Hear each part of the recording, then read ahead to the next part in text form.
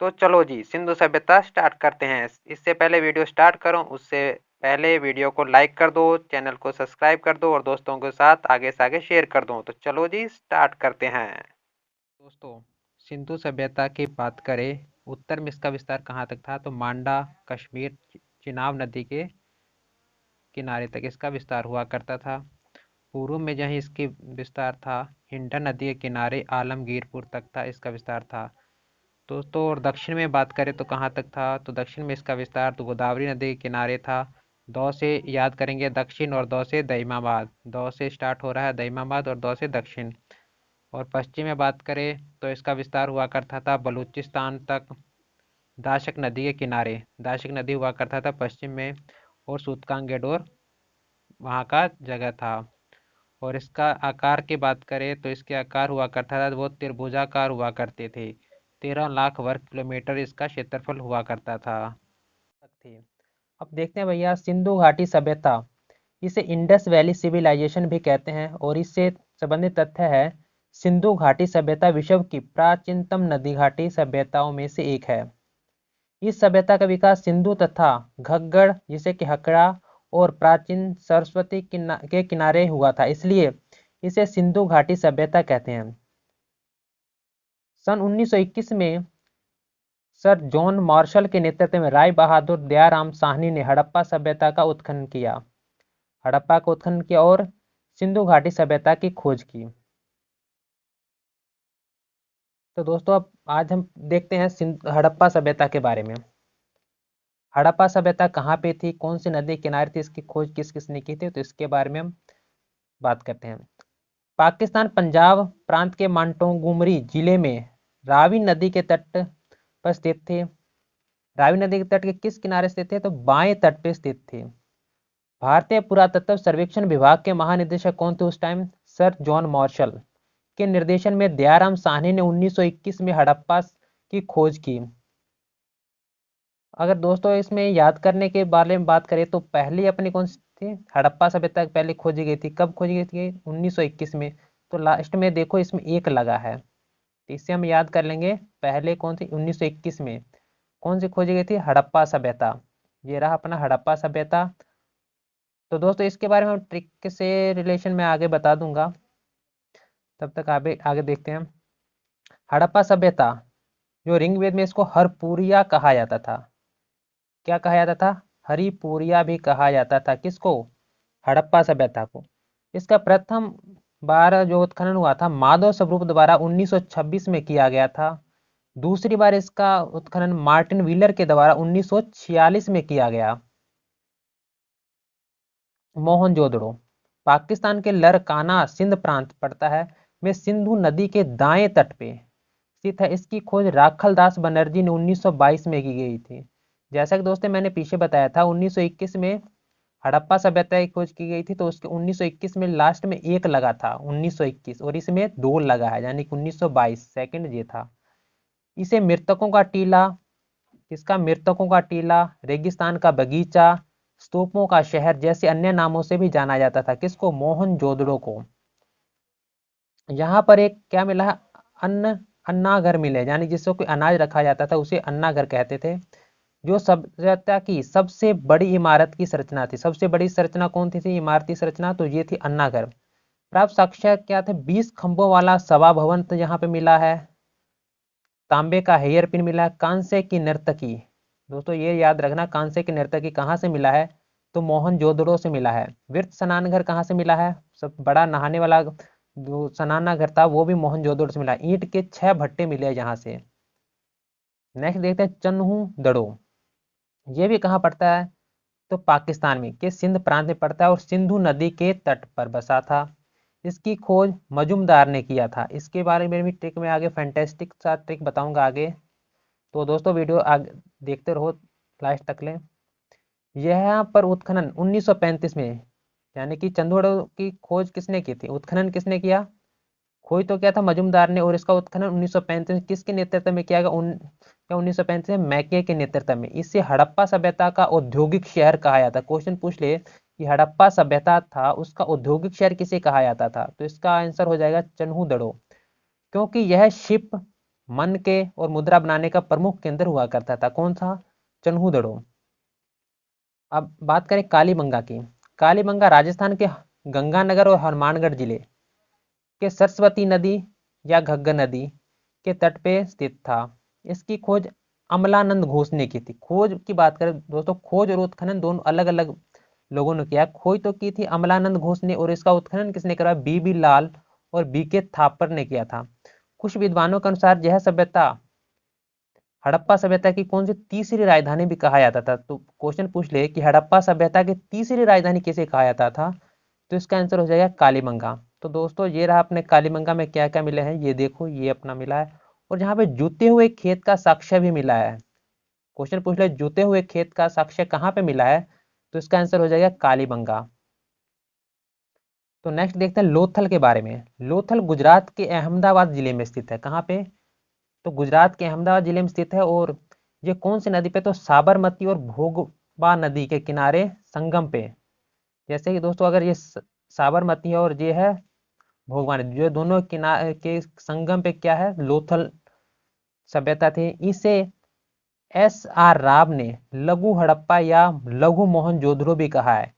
इसकी खोज की बात करें तो किसने किया था? एस आर राव ने किया था 1954 में। और 1957-58 इसमें यहाँ पर उत्खनन किया गया। इसका मिस्र व मेसोपोटामिया की सभ्यता के साथ सीधा व्यापार था। दोस्तों अगर आपको पता है लोथल में बंदरगाह भी मिले हैं। तो ये बंदरगाह मिले हैं तो ये इनका ऑफिशियली सी बात है कि ये इनका व्यापार बाहर दूसरों सभ्यता के साथ भी होता था। तो कौन कौन सी सभ्यता के साथ इनका व्यापार था? मिस्र और मेसोपोटामिया की सभ्यता के साथ इनका सीधा व्यापार हुआ करता था। नेक्स्ट देते हैं बनावली के बारे में। ये हरियाणा के हिसार में घग्गर नदी जैसे कि सरस्वती नदी भी कहा जाता था प्राचीन काल में, वह उसकी सहायक नदियों के घाटी में स्थित है। इसे समृद्ध लोगों का शहर कहा जाता था। किसको? तो बनावली को समृद्ध लोगों का शहर भी कहा जाता था। इसकी खोज 1973 ईस्वी में आर एस विशिष्ट ने की थी। और इसका उत्खनन भी इनके नेतृत्व में किया गया। यहाँ पे साक्ष्य की बात करें तो यहाँ पे अग्निवेदियां मिली है और मिट्टी का हल और धावन पात्र भी मिला है। और पूछे जूते हुए खेत की साक्ष्य कहाँ मिला था, तो आपको पहले बताया था मैंने, कालीबंगा मिला है। और अब बात करें धोलावीरा के बारे में। धोलावीरा गुजरात के कच्छ में मनहरा और मानसेरा नदियों के बीच में स्थित है। इसकी खोज जेपी जोशी ने की थी। और इसका उत्खनन कब किया था? तो 1967 से 68 ईस्वी में आर एस विशिष्ट ने किया था, के नेतृत्व में इसका उत्खनन हुआ। इस सभ्यता के एकमात्र यहाँ पे क्या मिला है, अगर बात करें धोलावीरा में क्या मिला है, जो कि इस सभ्यता यानी कि सिंधु सभ्यता में एकमात्र चीज मिला है, तो वो है स्टेडियम, खेल का मैदान की प्राप्ति हुई। कहाँ से? तो धोलावीरा से मिला है। सूरकोटड़ा, इस स्थल की खोज सर्वप्रथम 1964 में किसने की थी? जगपति जोशी ने किया था। यहाँ पे बात कर क्या मिला है, तो जहाँ पे घोड़े की अस्थियां मिले हैं सूरकोटड़ा में। यहाँ पर विशेष प्रकार की कब्रगाहें भी प्राप्त हुई है। अब बात करें आलमगीरपुर, उत्तर प्रदेश के मेरठ जिले में हिंडन नदी के बाईं तट पर स्थित है। यह सभ्यता सबसे पूर्वी स्थल था, यानी कि पूर्वी स्थल, सिंधु सभ्यता के सबसे पूर्वी स्थल पूछे तो कौन सा था? तो आलमगीरपुर। 1958 में इस पुरास्थल की खोज भारत सेवक समाज द्वारा किया गया। इसमें मेन योगदान किसका था? तो भारत सेवक समाज का विशेष योगदान दिया था इस सभ्यता की खोज में। इसका उत्खनन की बात करें तो जगदत्त शर्मा ने के नेतृत्व में इसका खोज किया गया। सूती कपड़ा और कपास का साक्ष्य कहाँ से मिला है? तो आलमगीरपुर से ही मिला है। दोस्तों ये बात करें अगर, तो ये कहाँ पे था? पहले मैंने पीछे बताया था कि यहाँ पे ये उत्तर पूर्व में मिला है क्या? आलमगीरपुर। और इसका आकार कैसा था? तो पहले बताया था मैंने, त्रिभुजाकार इसका आकार था। और इसका क्षेत्रफल कितना है? लगभग 13 लाख वर्ग किलोमीटर तक ये फैला हुआ था लगभग। अब बात करें रोपड़, पंजाब में सतलज नदी के तट पे बसा था। सतलज नदी के किनारे कौन सी सभ्यता थी? तो रोपड़ कहाँ पे थी? पंजाब में। इसकी खोज कब हुई? तो 1955 और 56 में जगदत्त शर्मा ने इसकी खोज की। यहाँ पर कब्र के नीचे क्या मिला है? कुत्ते के शवाधान मिले हैं, के साक्ष्य मिले हैं। कहाँ पे? रोपड़ में। दोस्तों अब ये पढ़ते हैं प्रमुख स्थल और खोजकर्ता, वर्ष और नदी किनारे। तो दोस्तों नदी के बारे में आपको ट्रिक्स के बारे में आगे बताऊंगा। इससे पहले बात करते हैं हड़प्पा के बारे में। हड़प्पा की खोज कब हुई थी? 1921। जैसे पहले बताया था मैंने, पहला नंबर आता है 1, सेकंड है 2। तो हड़प्पा की खोज कब किसने की थी? तो दयाराम साहनी। इसका ट्रिक क्या है? हद, हद। ह से क्या बन जाएगा? हड़प्पा, और द से बन जाएगा दयाराम साहनी। हड़प्पा और दयाराम साहनी, पहला था एक। दूसरा है, अगर इसका ट्रिक देखें तो इसका बार लेंगे मो, रा। मो से बन जाएगा मोहन जोदड़ो, और रा से बन जाएगा राखल दास बनर्जी। और थर्ड इसकी बात करें तो सूत का गेट डोर। अगर दोस्तों बात करें सूत, सूत सूत कैसा होता है? लंबा होता है, लंबा जैसे ट्रेन के जैसे लंबा होता है। सूत का डोर है अपना, इसको सूत का गे डोर नहीं याद करना है, इसको क्या करना? सूत का डोर। सूत का डोर किसने किया था? तो रेल की तरह लंबा होता है, रेल की तरह। तो सूतकांगे डोर की खोज किसने की थी? तो ओरेल स्टाइन ने की थी। इसकी खोज कब हुई? तो 1927 में।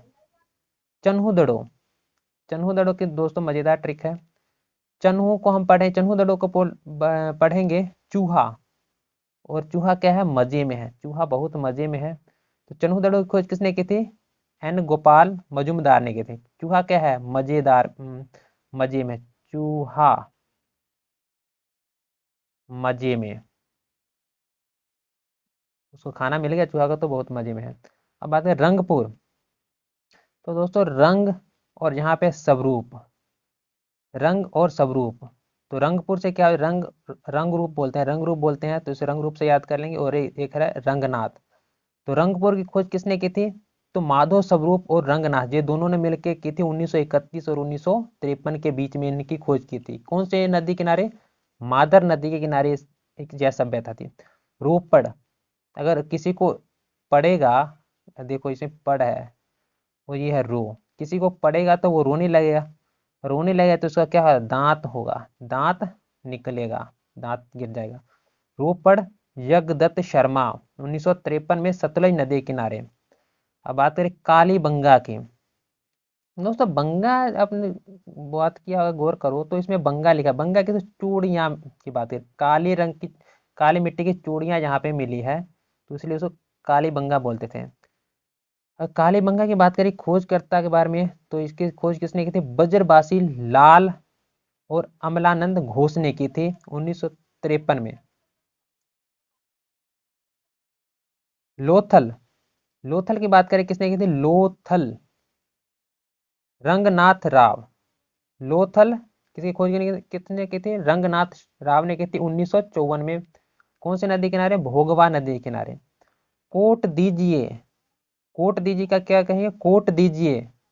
फजल अहमद को क्या करेंगे? फिजुल में।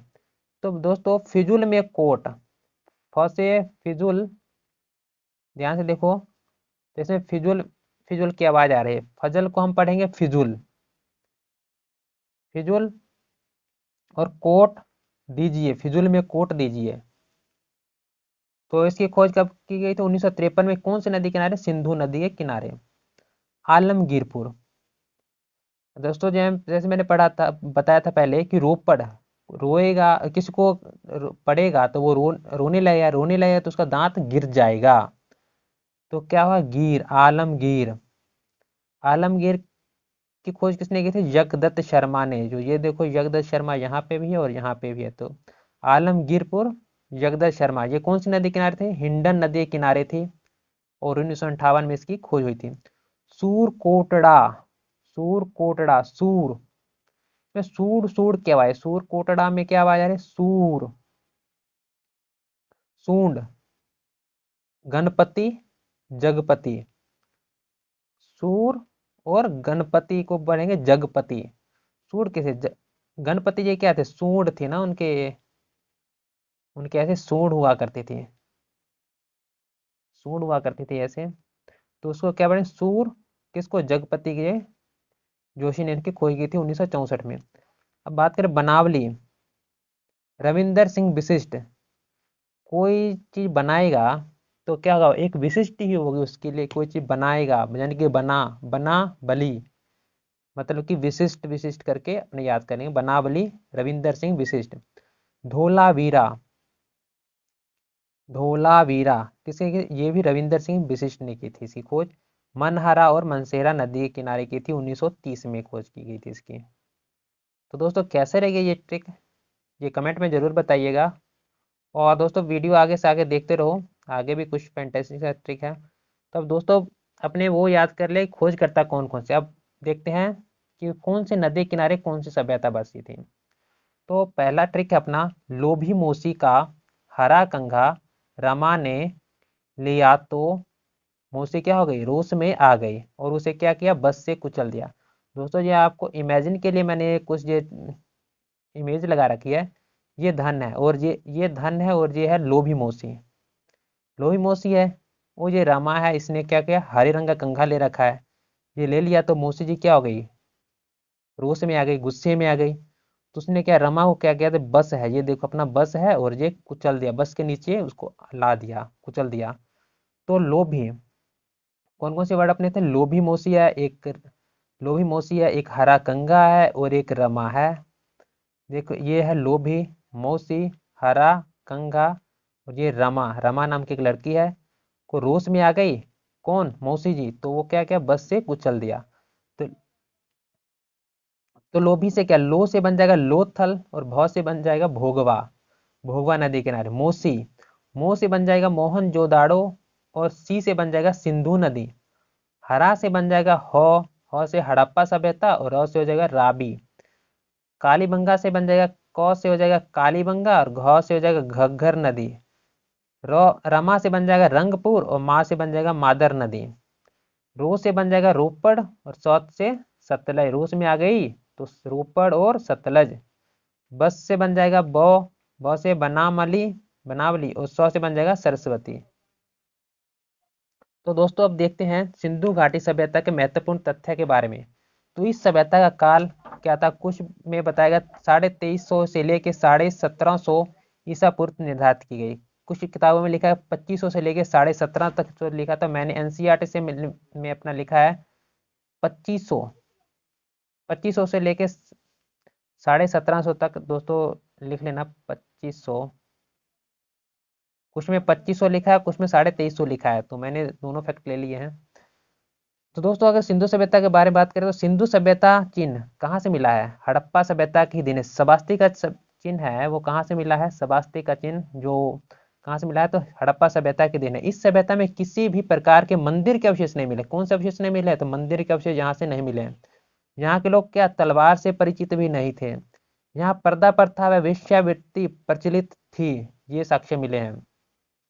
सभ्यता की लिपि 64 मूल चिन्ह है व 205 से 400 अक्षरों में थी। इनकी सभ्यता, इनकी लिपि तो थी पर इनकी लिपि अभी तक पढ़ी नहीं जा सकी है। अगर बात करें सिंधु घाटी सभ्यता और हड़प्पा सभ्यता, कौन कैसे युगी सभ्यता थी, जो कांस्य कालीन युगीन थी, कांस्य युगीन सभ्यता थी।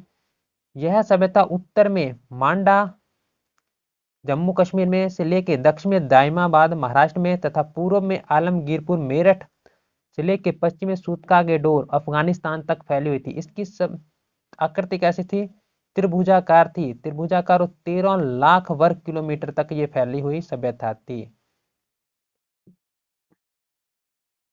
अब लोथल की बात, आगे नेक्स्ट फैक्ट है, लोथल से सबसे बड़ी जहाजों की गोदी डॉकयार्ड साक्ष्य कहाँ से मिला है, लोथल में मिला है। हड़प्पा लिपि कैसी थी, भाव चित्रात्मक लिपि, यानी कि चित्र के द्वारा वो दर्शाया करते थे। और इनकी लिपि दाएं से बाएं की तरफ लिखी जाए, जिस लिपि को क्या कहते थे, दाएं लिपि, दाएं से लेके बाएं की तरफ लिखी जाए, यानी कि ऐसे लिखी, इधर से लिखी जाती थी और इस तरफ चलती थी। और इस लिपि को क्या कहते थे, तो बुस्ट्रोफेदम लिपि भी कहा जाता था इस लिपि को। मोहनजोदाड़ो के धान्य कोठार इस सभ्यता की सबसे बड़ी संरचना है। कौन सी, धान्य कोठार। भोगवा नदी के तट पर स्थित इस लोथल में इस सभ्यता का एकमात्र बंदरगाह स्थित है। भोगवा नदी कौन से, लोथल के किनारे। सिंधु क्षेत्र को मेहल कहा जाता था, सिंधु क्षेत्र को क्या, मेहुल कहा जाता था, क्या कहा जाता था, मेहुल। लोथल व रंगपुर में चावल के साक्ष्य मिले, कहाँ से मिले चावल के साक्ष्य, कहाँ से मिले, लोथल और रंगपुर। दोस्तों इसके बारे में ट्रिक भी मैं आगे बताऊंगा, जो क्वेश्चन वाली अपना सीरीज आएगा, क्वेश्चन करवाएंगे इसके बाद। नेक्स्ट वीडियो क्वेश्चन का आएगा, तो उसमें क्वेश्चन वाले में ट्रिक भी बताऊंगा और साथ में क्वेश्चन भी करवाएंगे अपने प्रीवियस ईयर क्वेश्चन। तो धोलावीरा, इस सिंधु सभ्यता का सबसे विकसित स्थल कौन सा था धोलावीरा। क्या था भैया, सिंधु सभ्यता का सबसे विकसित स्थल कौन सा था, धोलावीरा। इस सभ्यता के लोग लोहे का ज्ञान नहीं था, इनको लोहे के बारे में पता नहीं था कि लोहे नाम की कोई भी धातु होती है, इसके बारे में इनको ज्ञान नहीं था। तो दोस्तों वीडियो को पूरा देखो, वीडियो को लाइक कर दो, चैनल को सब्सक्राइब कर दो, और तब तक के लिए मिलते हैं नेक्स्ट वीडियो में। तब तक के लिए बाय।